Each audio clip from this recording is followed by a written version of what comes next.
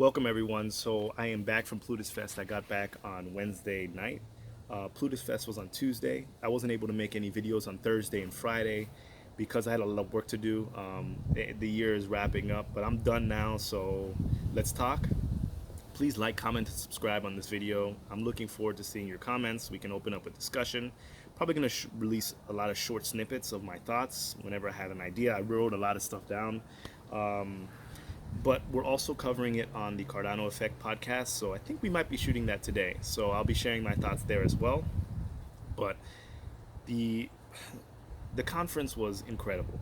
If I were to give it a grade, I would give it an A plus because I went to the conference with multiple different expectations, and I was trying to look at it through the lens of a critic.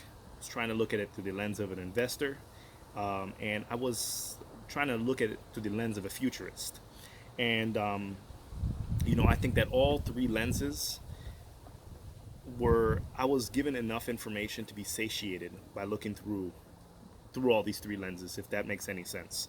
Um, you know, all the academics were there, all the professors were there, and they were all speaking. So we were in the lecture hall at the university, and it made me feel like I was back at university. And it made me feel as an investor that, like, where my money's going, and this is not financial advice, it's like you feel like you're putting your money on your smartest professor. Think about the smartest professor that you've ever had, or the smartest teacher that you've ever had, and think about you funding an idea that they're working on. That's what it felt like. But it felt like a super team because it just wasn't one, it wasn't two. It was so many.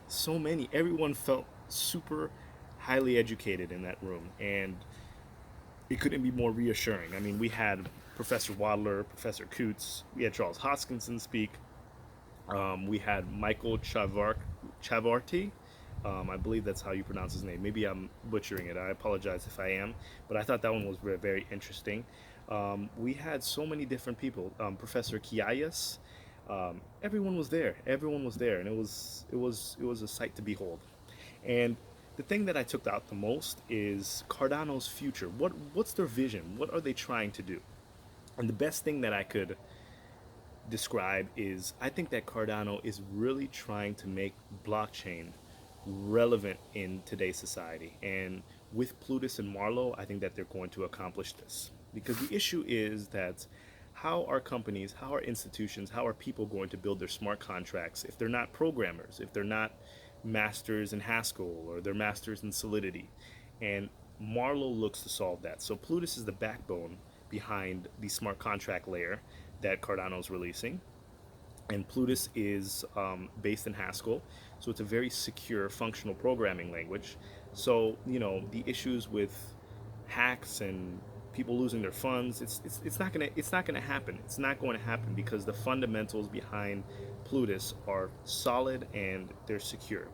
Marlowe is built on top of Plutus, and so Marlowe is built on top of Plutus, and it is going to allow people, institutions, and companies to build their smart contracts easily. So without programming knowledge, they actually went through a demo of Plutus um, at the conference, and I'm not a coder, but it seems like I could even use it. Like I know I'd probably have to read up a little bit, but based on the on-screen demonstration, it seemed like it was like a drag and drop. I compare Plutus and Marlowe, or Marlowe specifically, to like the App Store or the Google Play Store.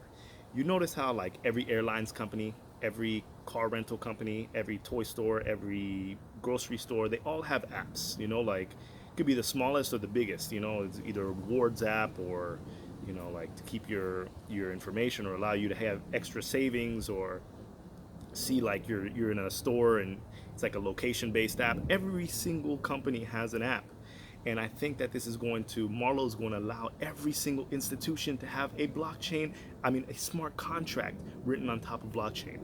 And I think that this is how easy it's going to be. The barrier to entry is decreasing. So this is part one.